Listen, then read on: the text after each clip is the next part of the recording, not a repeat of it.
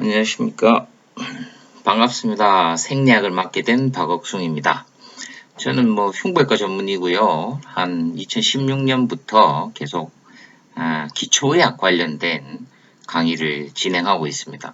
코로나 사태 때문에 어떻게든 이렇게 동영상에서 만나 뵙게 된 거를 진심 반갑게 생각합니다. 언제 빨리 얼굴을 보고 해야 진짜 강의하는 맛도 날 건데 조금 걱정이 많긴 합니다.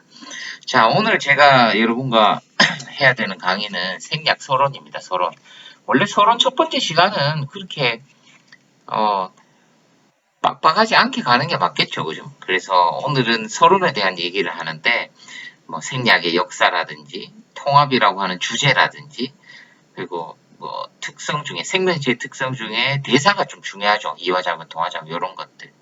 그리고 항상성에 대해서 좀 얘기를 할 겁니다. 대먹임, 음성, 양성, 대먹임.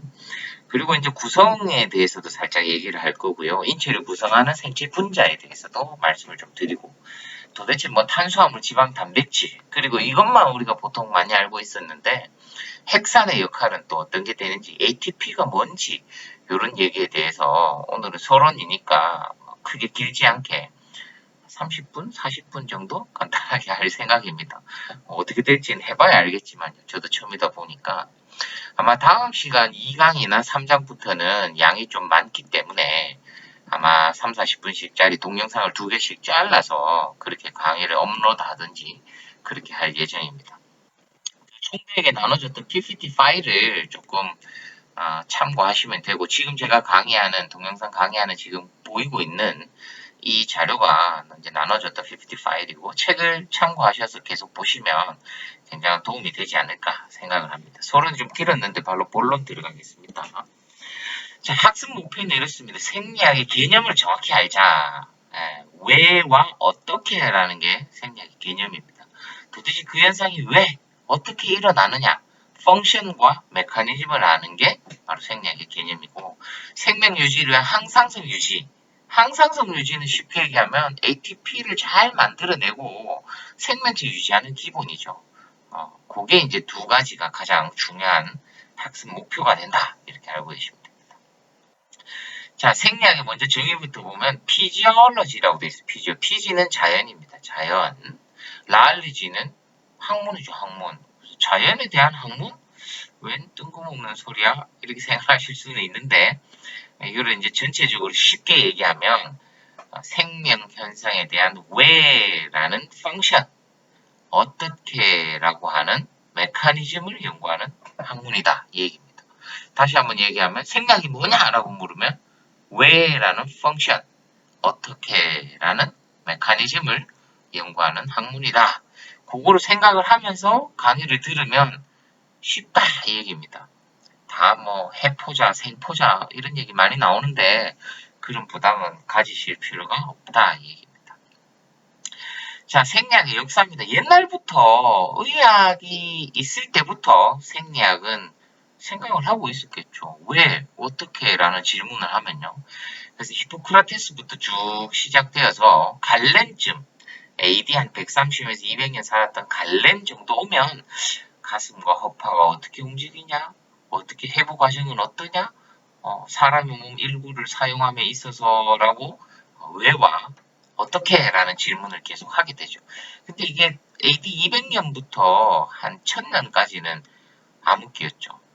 그 시기를 지나고 의학의 암흑기를 지나고 윌리엄 하베이 같은 경우에는 심장 관련 연구를 했고 여기 보시면 월트 캐넌이라는 사람이 이제 드디어 호메오스테시스라고 하는 항상성에 대한 얘기를 한다. 그래서 역사의 흐름은 고대부터 있었다. 옛날부터 있었다. 중세 그 BC 그 기원전부터 있었다. 침체기는 있었지만 왜와 어떻게 하는지 질문은 계속되었고 최근에 들어서 항상성에 대한 질문도 나오기 시작했다. 이렇게 이해하시면 됩니다. 자, 다음은 이제 생략의 주제입니다. 주제도 굳이 뺄려다가 그냥 넣긴 했는데 한번 읽어보시면 됩니다. 화학적 단계, 세포, 조직, 기관, 계통, 생명체 이렇게 이제 흐름이 있죠. 작은 단위에서 큰 단위로 가는 이 흐름 이게 이제 계통이라고 하는 건데 이 생명체 계통 예를 한번 들어볼까요? 밥을 먹는다. 일단 밥이 눈에 보여야 되죠. 머리가 인식을 해야 됩니다. 그러면 보는 안과 감각계통과 신경계통이 인지를 하게 되고 손이 가게 된다. 운동계통이 작용을 하죠. 신경계통, 운동계통. 음식을 들어서 먹었죠. 씹는 과정 삼켰다. 삼키고 나면 이제 그 음식을 쪼개야 되잖아요. 쪼개면서 생기는 게 이제 소화관계에 대한. 그리고 이제 소화만 됩니까? 내분비도 있어야죠. 물질을 내보내고 하는 내분비계통. 그러니까 결국은 인간이라는 게 이런 전체적인 기능의 통합을 이룬다 이 얘기입니다. 그거 이제 밑에 적어놨죠. 이처럼 다수의 조직화 수준을 가로지르는 기능의 통합, integration of function이 바로 생리학의 주제다 이 얘기입니다. 이거를 굳이 시험에 내고 이러지는 않겠죠, 그죠? 네. 이해만 하시면 됩니다. 자, 생명체의 특성입니다. 특성. 해볼 때도 아마 이런 얘기는 꼭 했을 겁니다. 대사를 하고 성장을 하고 생식을 하고 적응을 하고 운동을 하는 게 바로 생명체의 특성이다. 그 중에 생리학은 그래도 좀 어딘가 꽂힌다고 얘기하면 될까요? 대사에 많이 꽂혀있죠. 대사. 대사가 뭐냐? 메타볼리즘이라고 얘기하는데 유기체 내에서 이루어지는 모든 화학 반응이다. 아, 대사는 화학 반응이다. 이 화학 반응이 도대체 왜 어떻게 이루어지는데 이화작용과 동화작용으로 나눌 수 있다라고 되어 있습니다. 여기 보시면 이화작용은 어떤 분자에서 에너지를 생성하는 과정, 동화작용은 이 에너지를 이용해서 뭔가 만들어내는 과정이다. 이렇게 생각하시면 되죠. 더 간단하게 이야기하면 이화작용은 밥을 먹고 고기를 먹고 뭔가를 만들죠. 분해 과정을 통해서. 소화 과정만 해도 탄수화물에서 글루코스에서 아세틸코에 TCA 사이클 돌려서 ATP라는 에너지를 만들어냅니다. 그래서 이 ATP를 동화작용은 쓰겠죠. 어딘가에 쓰느냐. 뭔가 만들어내는 데 쓴다는 거죠. 세포라는 게 계속 점점 노화가 됐다 죽었다가 새로운 세포가 만들어지고 이건 이제 세포 분열이라고 하죠. 예를 들어서 애들이라면 성장을 하죠. 계속 뭔가가 만들어져야 된다는 거죠. 그 에너지를 쓴다는 겁니다. 그 동화작용이고 밥을 먹어서 에너지를 만들면 이 에너지를 이용해서 몸을 성장하는 데 쓴다. 이런 메타볼리즘, 이런 대사가 계속 유기체 내에서는 일어난다는 거죠. 이게 나중에 생리학 쭉 하다 보면은 뭐 면역계에서 방어 뭐 이런 내용도 전부 사실 에너지가 필요한 단계죠. 자, 그 다음에 이제 오늘 주제 굉장히 중요한 내용입니다. 항상성과 대목임인데, 항상성 여기 보시면 간단하게 말씀드리면, 생명체가 어느 정도 유지를 하고 있어요. 근데 외부 변화나 내부 변화에 의해서 항상성이 없어집니다. 깨졌다는 거죠. 그러면 생명체는 보상하려고 노력을 합니다. 그게 성공을 하면 건강하게 지낼 수 있는데, 만약 실패하면, 안녕히 가세요. 질환이 생기고 병원 가고, 산에 꼽으러 가야 되는 그런 상황이 되는 거죠. 자, 이 항상성에는 이제 조절 변수라는 게 있는데, 그게 이제 몇 가지 있죠. 그냥 생각만 해봐도 항상성에서 중요한 게 뭘까? 체온 되겠죠. 36.5도에 전후에서 조금 요즘 같은 시기에 37.5도가 되면 다 병원도 안 받아줍니다. 무슨 선별진료실 뭐 이런 거 하면서 딴 데 가라 합니다. 열나는 순간 37.5도가 넘어가면 피버라고 얘기하기 때문에 그렇고 만약에 36도보다 떨어지면 저체온이죠. 그것도 문제가 생기는 겁니다. 메타볼리즘에 항상성에 체온이 있을 수 있고 또 하나 본다면 뭐 당 여러분들 유명한 당 아버지 어머니 할아버지 할머니 중에 분명히 당뇨로 고생하시는 분이 있을 거란 말이에요. 거의 당은 80에서 100, 120까지는 아니지 126이 기준이 123, 126 정도가 기준이니까 그 정도 레벨, 100 정도 레벨을 유지를 하고 있어야 되는데 훨씬 높으면 그 고혈당, 당뇨라고 얘기하고 이게 80, 60 뭐 이렇게 쭉 떨어지면 의식을 잃습니다. 항상성이 무너지게 된다는 거죠. 혈압도 똑같습니다. 시스톨릭 혈압이라고 해서 120에 다이스톨릭 80, 120 전후로 유지를 하고 있어야 되는데 180 정도 된다. 두통이 생기죠. 혈관이 터질 수가 있습니다. 혹은 저혈압, 내가 혈압이 70 정도밖에 안 된다. 그건 기절입니다. 기절. 식은땀 흘리고 콩팥이나 여러 장기로 그 혈액순환이 안 되고 산소를 실어 나르는 적혈구가 조직에 못 가기 때문에 문제가 생기게 되는 거죠. 자, 이걸 어떻게 조절하는지 한번 볼까요? 자, 이거 보시면 보통 인체의 대부분은 반대로 작용합니다. 반대로. 그래서 음성 되먹임이라고 얘기하고 이게 이제 그렇게 계속 하도록 지속하도록 하는 거는 양성 되먹임이라고 하는데 양성 되먹은 딱 정해져 있어요. 끊으면 이상하다. 이렇게 생각하시면 됩니다. 그럼 음성은 간단하게 지금 설명하고 다시 슬라이드 보면요. 음성은 이런 거죠. 내가 체온이 높다. 이러면 체온을 그럼 낮춰라. 혈압이 높다. 혈압을 낮춰라. 밥을 많이 먹어서 혈당이 높다. 그럼 혈당을 낮춰라. 또 그 반대되는 자 이것도 전부 다 음성 작용이 되고 양성 작용은 딱 네 가지가 있습니다. 네 가지. 첫째는 분만이죠. 분만. 분만하는 과정에 애가 나오고 있는데 그대로 멈춰라? 어색하잖아요. 끼어 있으면 안 되니까. 그 분만 과정에는 옥시토신이라는 뭐 물질도 내보내고 자국 수축, 복부 수축 이렇게 해갖고 결국은 마무리를 봐야 된다는 거죠. 그래서 분만이 있을 수 있고 분만하고 비슷한 과정이 남자든 여자든 다 있죠. 그게 뭐냐면 배뇨, 배변. 똥 싸고 오줌 싸는 것도 중간에 끊으면 이상하죠. 한번 방광전군이 늘어나갖고 이제 방광이 수축하고 이래 될 때는 그게 그대로 진행되도록 해야 됩니다. 마무리될 때까지. 그게 이제 두 번째가 있고.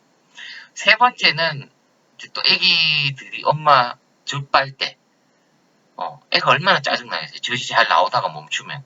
그것도 애가 자극을 하면 옥시토신이나 뭐 프로락틴 같은 이런 호르몬 분비를 통해서 유집이 계속 분비될 수 있도록 해야 돼요. 그 세 가지. 근데 마지막 한 가지는 그거죠. 혈액이 응집되는 거. 내가 만약에 찔려서 출혈이 펑펑 나고 있는데 응집 과정을 거쳐갖고 지혈을 하는 과정이라면 지혈을 금방 되고 다시 그러면 출혈이 된다면 문제가 생기겠죠. 그래서 지혈 과정. 그래서 분만, 배변 배뇨라고 수유 그리고 지혈 과정은 양성 되먹는 과정입니다. 그 과정을 마무리할 때까지 진행하는 거죠. 나머지는 다 음성입니다. 자, 슬라이드 한번 보시면요. 이제 뭐 수용체가 있고 조절 중추가 있고 효과기가 있는데 이거 보시면 간단합니다. 자극이 주어지면 수용체에서 감각을 느끼겠죠. 그럼 머리로 보냅니다. 머리에서 이렇게 하자, 저렇게 하자. 뇌에서 이제 지시를 하게 되죠. 그러면 효과기가 발휘를 합니다. 물론 의식적으로 할 수도 있고 무의식적으로 진행될 수도 있죠. 자, 음성 대목이 예를 하나 드러났죠. 밥을 먹었어요. 혈액 안에 포도당이 엄청 올라가 있습니다. 그러면 췌장, 이자라고 하는 데서 인슐린을 내보냅니다. 야, 너무 혈당이 높아. 떨어져. 그럼 포도당이 흡수되죠. 조직에서 혈액 안에 있던 포도당을 흡수시키는 역할을 인슐린이 해버리는 것이죠. 그럼 결국 혈관 안에 있는 혈중 포도당은 떨어지게 된다는 거죠. 자, 현재 상황과 결과적인 상황이 반대죠. 이거 음성입니다. 자, 또 이제 체온 상승 한번 볼까요?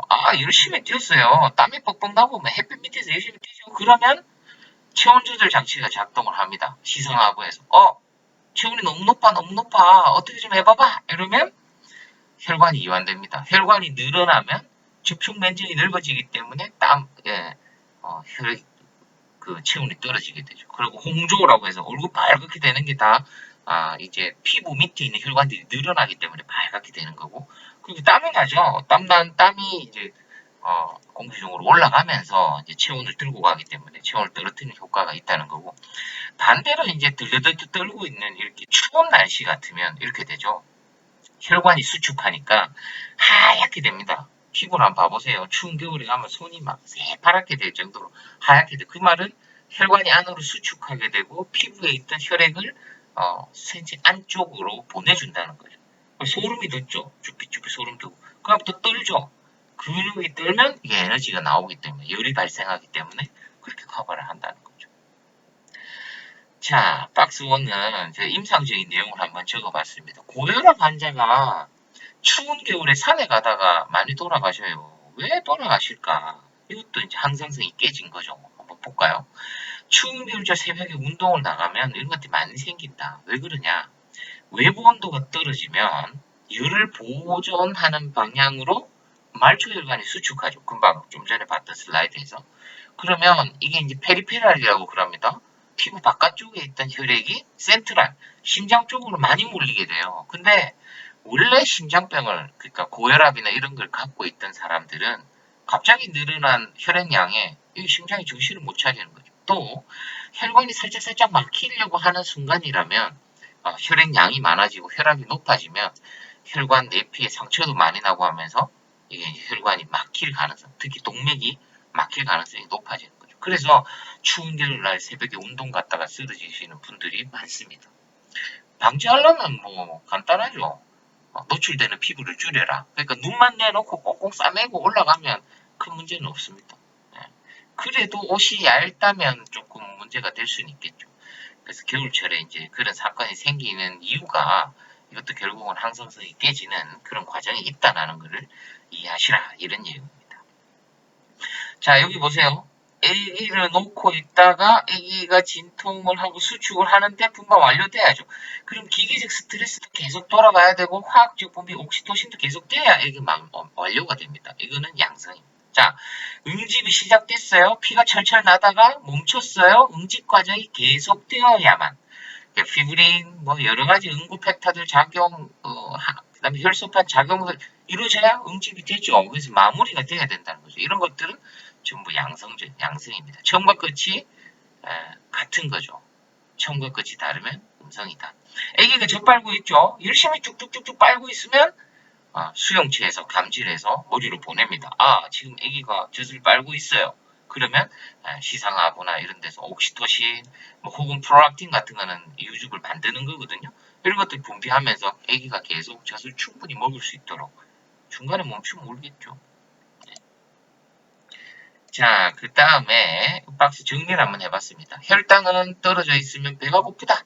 밥을 먹으면 혈당이 오른다. 반대죠. 혈당이 올라가 있으면 인슐린 분비돼서 혈당이 떨어진다. 반대죠. 체온이 떨어지면 이런 과정을 거쳐서 체온을 올린다. 체온이 올라가 있으면 반대로 땀과 혈관 이완을 통해서 체온을 떨어뜨린다. 이게 반대로 되어 있는 게 음성입니다. 그리고 끝까지 진행되는 상황을 생각해보면 양성이다. 이거죠. 배뇨, 분만, 수유 하나 빠져먹었는데 잘 봤으면 딱 기억이 나겠죠. 하나가 더가 뭐다? 혈액 응집 과정이 들어가 있으면 양성이다. 그러니까 공부하는 게 이렇습니다. 그 배뇨, 분만, 수유, 응집 이렇게 딱 그것만 양성이고 나머지는 전부 음성 대목의 과정이다. 자, 인체의 구성은 당연히 이제 최소 단위가 되죠. 세포, 화학적, 생화학적 기초가 되는데 쭉쭉 넘어갈게요. 인체를 구성하는 그 화학 물질 원소 형태로 보니까 이게 이제 산소가 대부분이고 탄소가 65% 정도 됩니다. CHO라고 보통 얘기를 많이 하죠. 탄소가 18% 정도 되고 수소가 9.5% 정도 됩니다. 그리고 단백질 안에 유일하게 들어있는 그 원소가 질소죠, 질소. 탄수화물 지방은 CHO로만 구성되어 있고 단백질에는 N이 들어있습니다. 질소가. 그래서 이게 한 3.2%고 나머지는 뭐 1%대 미만의 뭐 미세소량 같은 이런 원소들로 구성되어 있죠. 근데 이거 이렇게 작은 거라도 하나라도 없으면 이제 문제가 생깁니다. 앞으로 강의하게 될 뭐 신경이나 이런 데서 전해질의 뭐 칼륨, 나트륨 이런 놈들은 뭐 어마무시한 역할을 하거든요. 이런 것들이 있다 정도만 지금 이해하고 넘어갔으면 좋겠습니다. 자, 최하 구성 단위가 원자가 있는데요. 원자는 사실은 더 이상 자를 수 없는 단위죠. 그래서 양성자와 중성자가 중심을 이루고 있고 전자가 이 중심부 바깥을 돌고 있는 게 바로 원자라고 합니다. 원자 얘기를 왜 하느냐?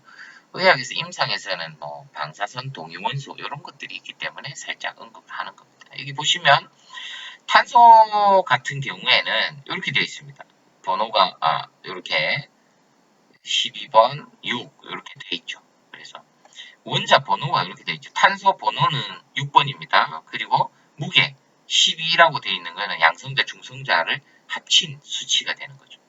그래서 동위원소라고 하면 중성자 수가 다른 겁니다. 양성자, 중성자 합쳐서 이 숫자가 되고 번호는 밑에 있는 이 숫자가 되는데 원래는 6번의 탄소는 12개의 중성자와 중성자와 앞에 있던 양성자를 합치면 12개가 된다 이 얘기죠. 근데 이게 이제 중성자 수가 달라졌어요.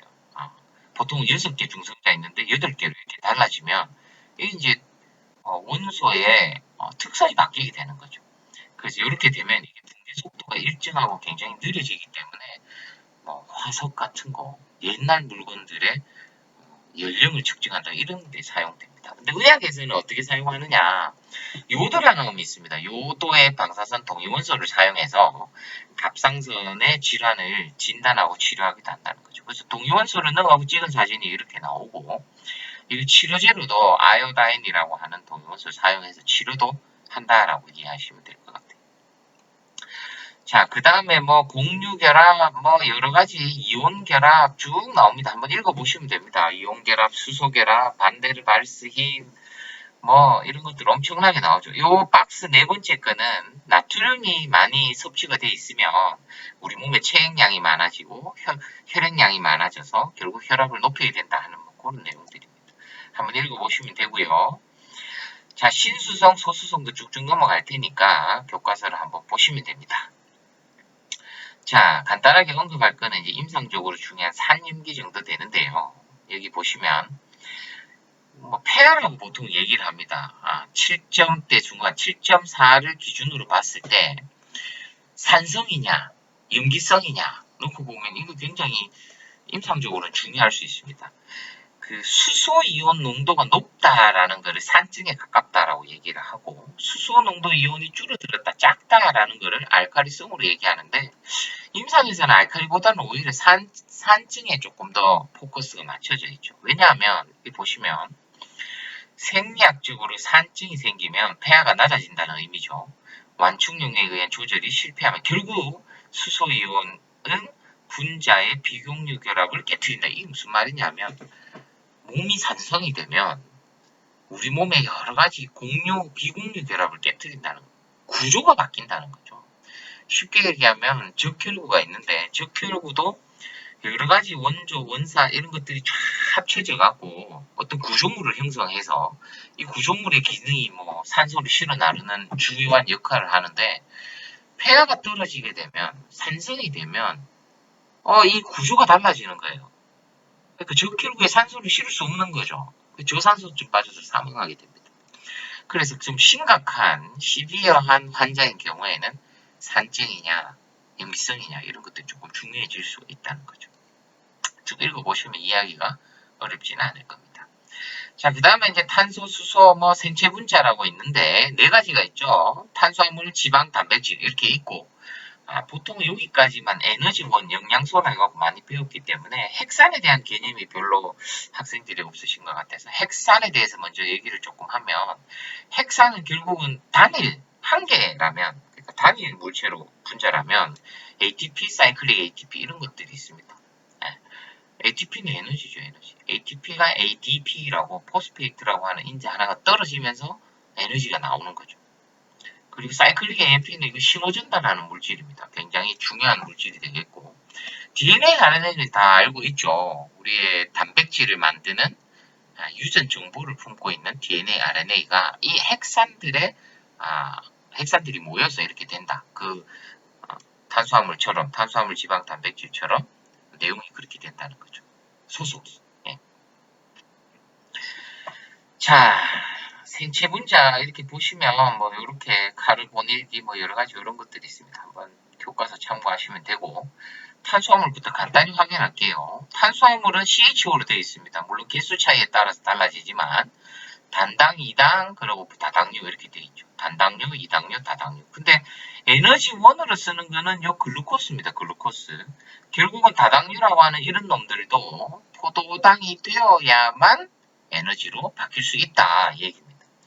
그래서 2당류 합식 글루코스 두 분자가 합쳐지면 말토스가 된다. 이런 것들은 중고등학교 때도 많이 했던 내용들입니다. 그리고 글라이코젠이라고 하는 거는 글루코스를 보관하는 형태죠.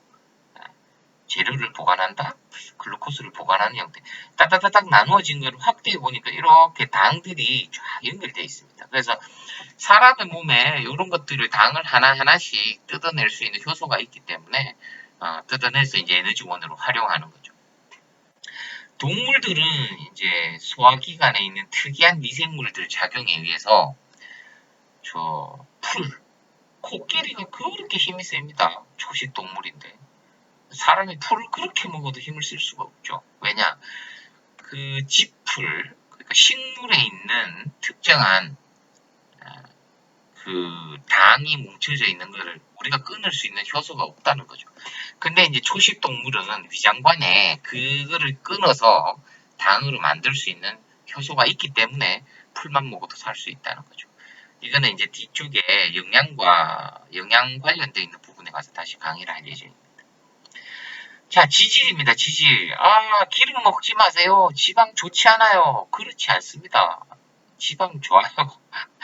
이게 이제 지질은 탄소, 수소, 산소로 되어 있는데 역할이 너무 많습니다. 자, 여기 보시면 글리세롤, 지질을 분해해 보니까 이게 트리글리세라이드라고 하는데 글리세롤과 지방산으로 분리를 할 수 있습니다. 이렇게 되어 있죠.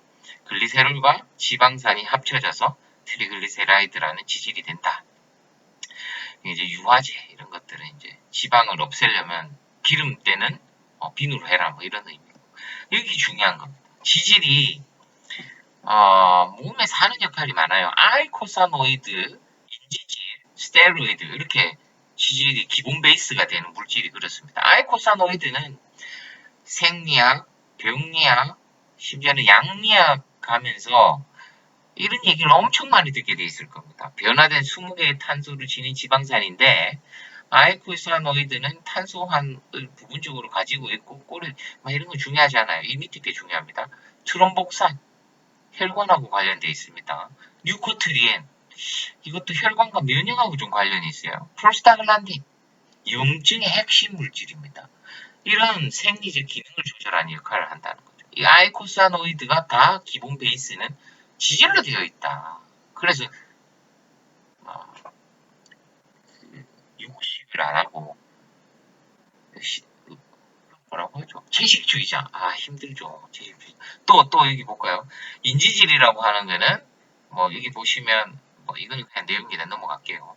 스테로이드 중요합니다. 스테로이드. 4개의 이거 성분이 중요한 게 아니라 여기 구조가 중요한 게 아니라 여기 보시면 콜레스테롤은 알도스테론, 콜티졸, 에스트로겐, 프로게스테론, 테스토스테론 이런 스테로이드의 전구체이자 세포의 구성 성분이기도 하다. 이게 무슨 말이냐?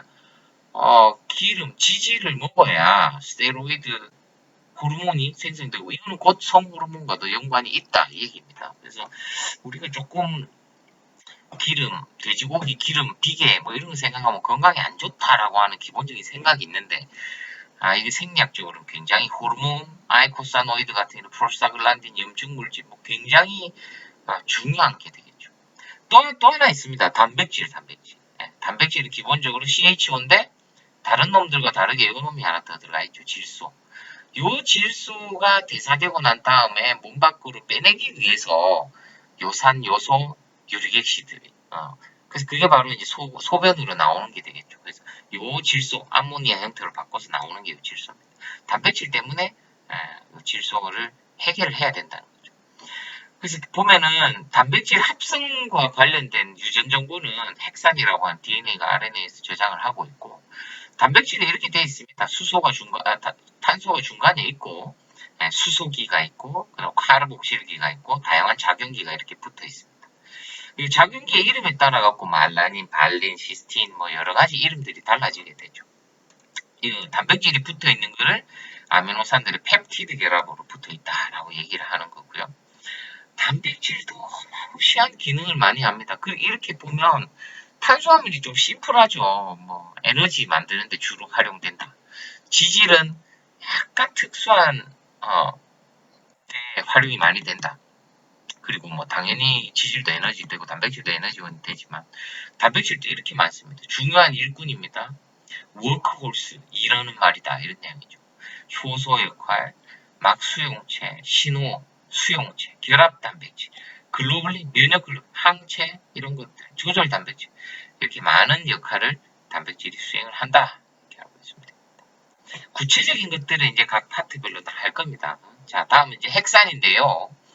핵산은 하나의 그 인산기와 오탄당, 질소 함유 이런 것들로 이제 구성이 되어 있습니다. 모양을 보시면 요거 핵산인데 이게 이제 우리가 계속 얘기하는 ATP입니다. 요게 ADP.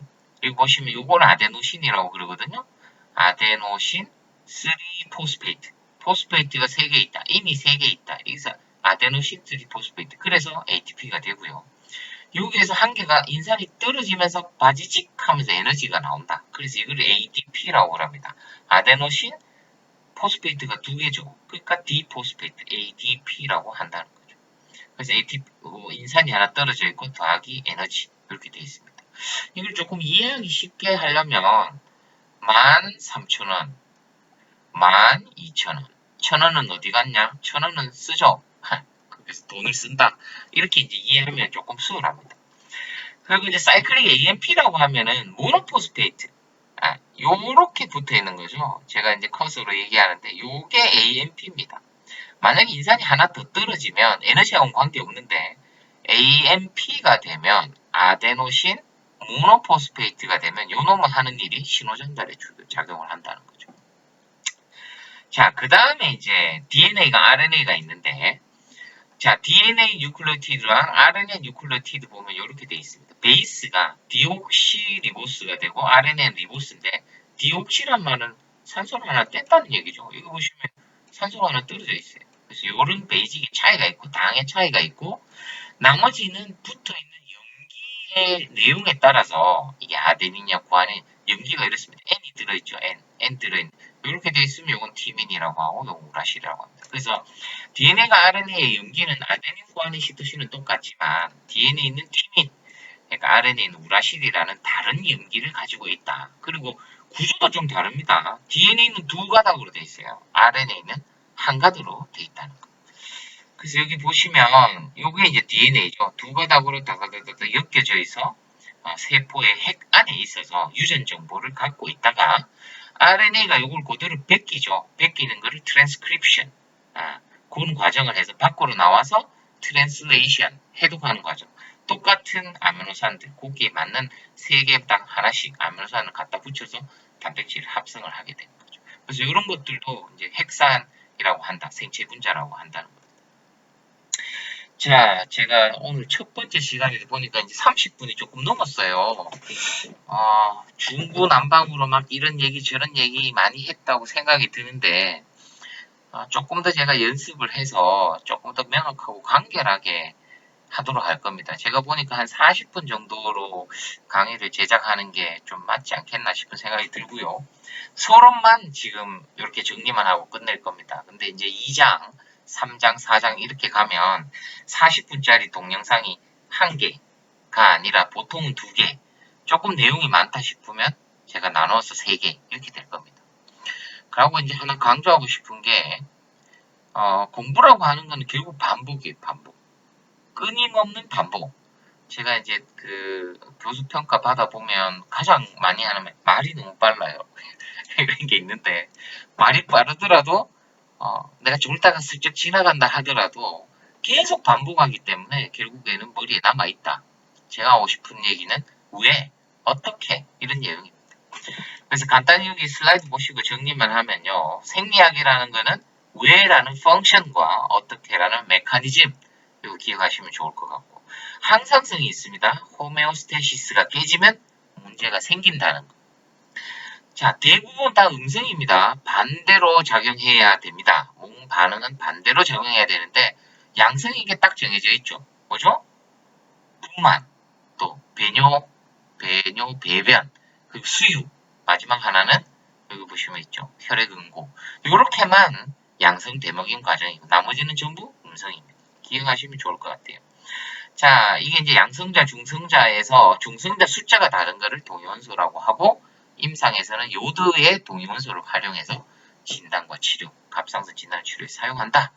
이 정도 아시면 되고 나중에 뭐 타크네슘 칸은 이런 것들에서 PET-CT나 이런 것들도 동위원소하고 연관이 있기 때문에 언젠가는 한 번씩 듣게 돼 있습니다. 그 다음에 이제 나트륨 박스폰은 나트륨이 몸에 많이 들어오면 짜게 먹으면 체액량이 많아지고 혈액이 넘어서 고혈압에 잘 노출될 수 있다 이런 내용들이죠. 산염기는 간단하게 설명했습니다. 산성이 되면 수소 관련해서 비공유결합을 깨뜨립니다. 그래서 결국은 타겟은 적혈구가 구조가 바뀌면 산소 공급이 안 되기 때문에 저산소증으로 사망할 수 있다. 그래서 병원에 있는 의료진들이 몸이 산성이냐 이건 ABG를 해야 되죠. 산소 동맥 포화도 검사. 지금 제가 임상 얘기를 많이 하더라도 부담 갖지 마세요. 계속 반복되면 언젠가는 이해하게 됩니다. 자, 탄수화물, 뭐 단당류, 이당류, 다당류 이런 것들에서 결국은 글루코스가 작용을 한다. 에너지로 작용한다. 지질은 글리세롤과 지방산으로 구성되어 있는데 지질에 중요한 게 뭐 아까 에이코사노이드라고 해서 임상에서 프로스타글란딘, 트롬복산 이런 것도 굉장히 중요한 역할. 또 스테로이드의 전구 물질이 되죠. 콜레스테롤 같은 경우에는. 그래서 고기를 아예 안 먹는 거는 좋지 않다 이 얘기입니다.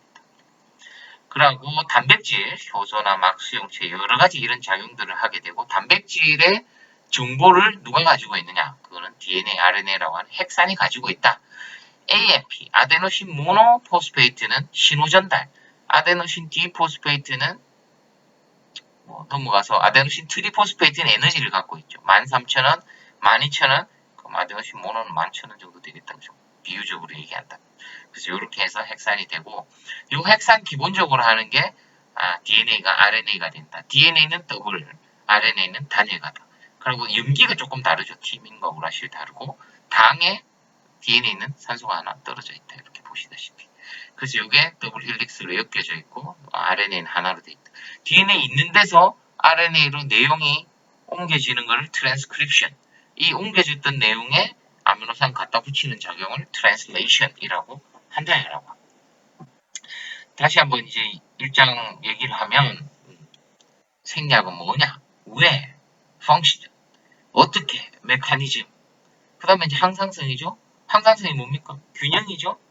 보통은 전부 음성 대먹임 작용을 통해서 반대작용. 근데 애기 놓고 똥 싸고 젖 빨고 그 다음에 혈액 응고 때는 양성 그렇게 되도록 계속 작용한다는 거죠. 그리고 뭐 여러 가지 생체 분자 물질들이 있는 데서 핵산 같은 차이가 있다. ATP는 에너지원이다. ATP는 아데노신 트리포스페이트다. 아데노신 디포스페이트, 포스페이트가 하나 떨어지면서 에너지가 나온다. 이 정도 이해해 주시면 이번 서론 강의는 충분하다라고 생각이 됩니다. 다음 주에 또 2장 세포생리 올릴 테니까 많이 시청해 주시고 잘 이해가 안 되시면 반복해서 들으면 됩니다. 네. 여러분 직접 만나보고 강의하는 그날까지 오늘은 여기까지 하겠습니다. 감사합니다.